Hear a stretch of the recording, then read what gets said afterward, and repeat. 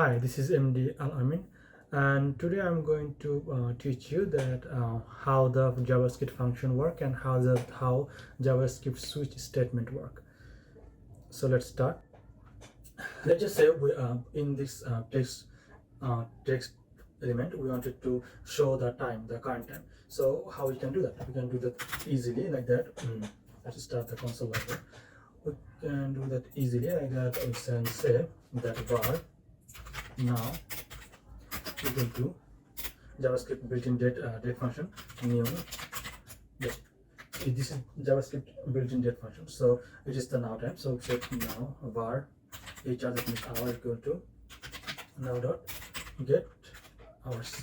It will give us the hour 24-hour format, and we can say var mint equal to now dot get minutes. If we wanted to show the current time here, so we can just say text dot in HTML equal to time is clone equal to time is plus hr, then enter a clone then minute. So you can see the time is now 23:01, and that means 11:1 p.m. right now. So it's good. That's how we can show the time. Let's just say we wanted to show the time again in our console. So how we can do that?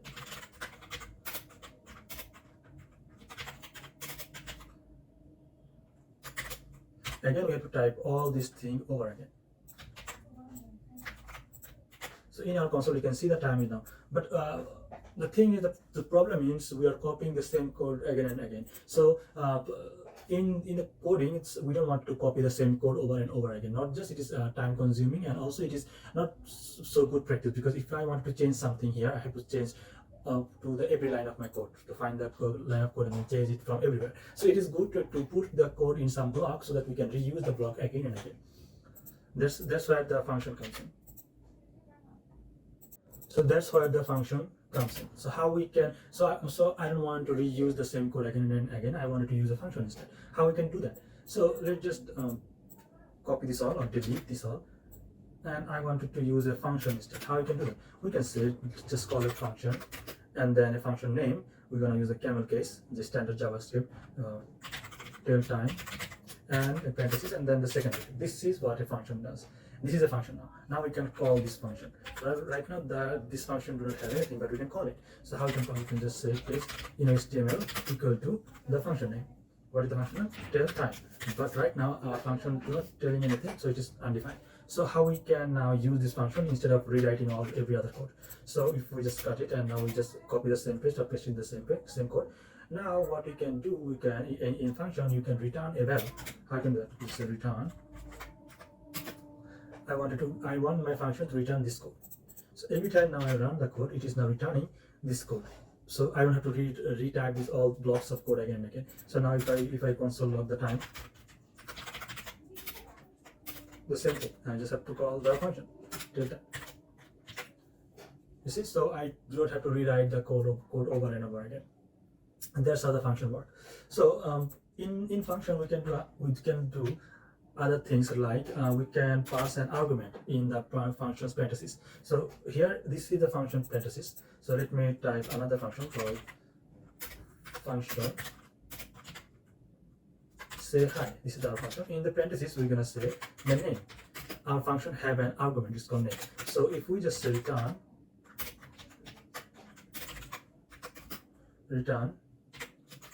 hi plus name. So how we can use this function? If we just console log again, console log, we just say what's your name. I can just say hi, and my name is Alamin. So now my console log will say hey Alamin. If I wanted to change, if I wanted to say hi to some other person, I can copy the same code and say hi Robin. Same thing, hi Robin. So that's how the function works.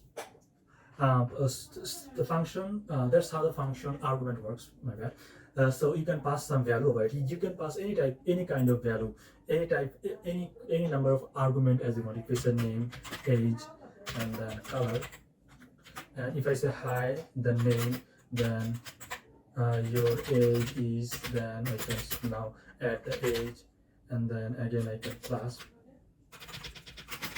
as for space, again plus, I can say name, and should say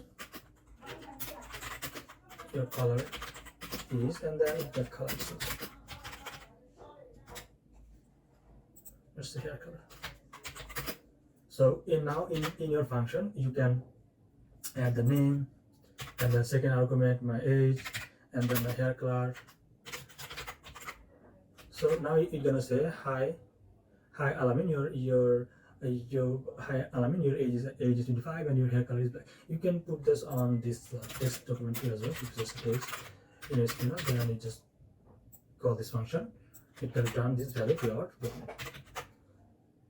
So that's how the function works, and that's how you can pass the arguments in the function as well. You can see we put our variables inside the function. Any variable that is inside the function is called the local variable, and the global variable is the text one. The global variable is the function that we call call in our entire code without inside any function. It's called the global variable. The global variable you can call to any function. You can call into any function. If if you want to call this text function, you can call it from anywhere in your code, because that's a global. Every function can read that. But the now function, the now variable is inside a function, so you cannot call this now variable outside that function. If I just console log this, let me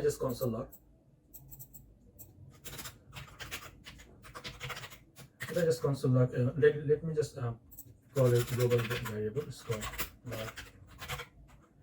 one equal to hi I am. Say hi, I am global. If I just call the global variable in this console, you can see that hi, I am global. But let's just make a new function, and then we can make a variable called local one equal to hi, I am local.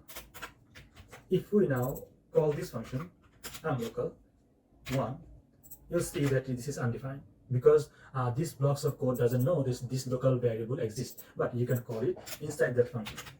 So I'm local one.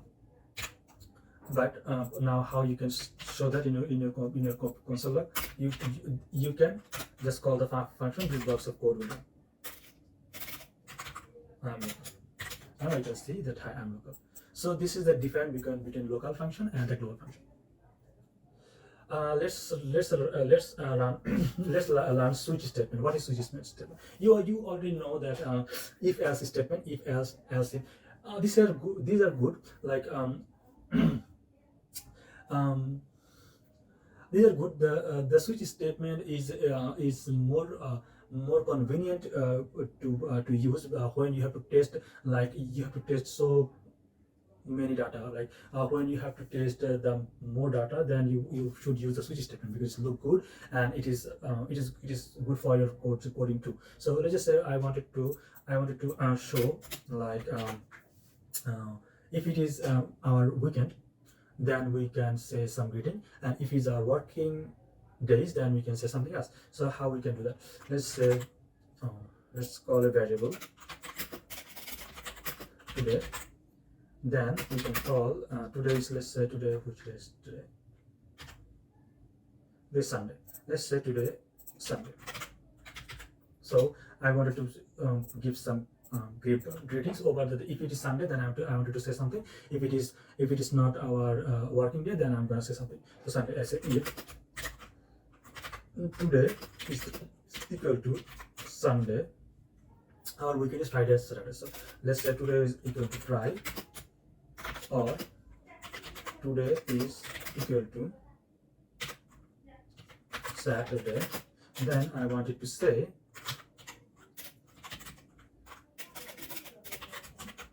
text.innerHTML equal to, I wanted to say yes, I'm happy because today this is a weekend. Yes, happy. And else if, oh, we made a mistake, we use the second bracket. So this is a mistake, which is the third bracket. We have to use the second bracket. Yeah, now it's good. Then we're gonna say else if today is equal to our first day of our work. Today is equal to Sunday. Then I wanted to say text inner equal then I have to say, oh, not again, because this is our first day of work. We just say, oh, not again. And else, if it's our working day, equal to, we can say, now it's our working day, we can just shoot me now. Because no one likes the working day. So it is now working. So today is Sunday, we say, no, oh, not again. If we just say this is Friday, it's our off day, so yeah. Oh, we made a mistake. We used 2 equal sign. Okay, now yeah, it says yes, I'm happy. But if it is Saturday, then we're gonna say yes, I'm happy. Then if it's any other day, Mondays, then we're gonna say shoot me now. If we just say Wednesday, we're gonna say shoot me now. So this blocks of code is working, but you can already see it is like a little bit messy because see we use the or to configure the 2 statement, the two different values. So how the switch statement work? If we just comment out this, now instead of if else, I wanted to use the switch statement. How we can do that? If we use the switch statement, we just say at first we just call the switch. Then which part of variable you have to check today, and then if the second bracket, and then you're gonna say the case 1 is equal to, if it's fry, then I wanted to say text the in HTML equal to what I want to say, yes, I'm happy.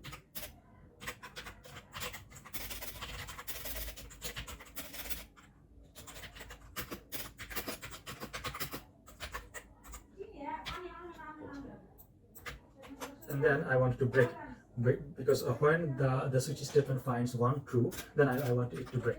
I don't want it to run again like the for. Then in the case 2, if it is Saturday, I want to say the same thing. And then I want it to break it.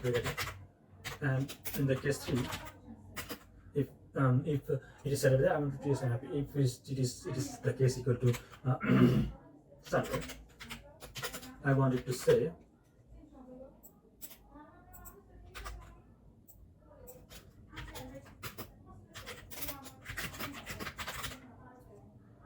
and I wanted to break it as well.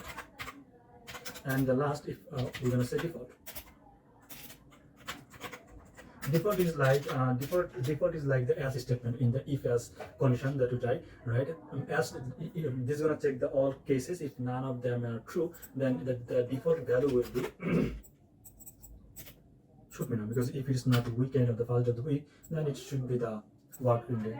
You can say shoot me now. So yeah, now this code is working. Shoot me now. How you know it's working? If it's a double image. So these blocks of code is not working. Now you can see this both gonna work, but if you just see properly, you see that switch statement look more clean and more readable. And this is also a good practice to use switch statement when you have to check a way more condition. You should use the switch statement from the one value. So this is how the switch statement works. Yeah, thank you, and I hope you like it. This is for today.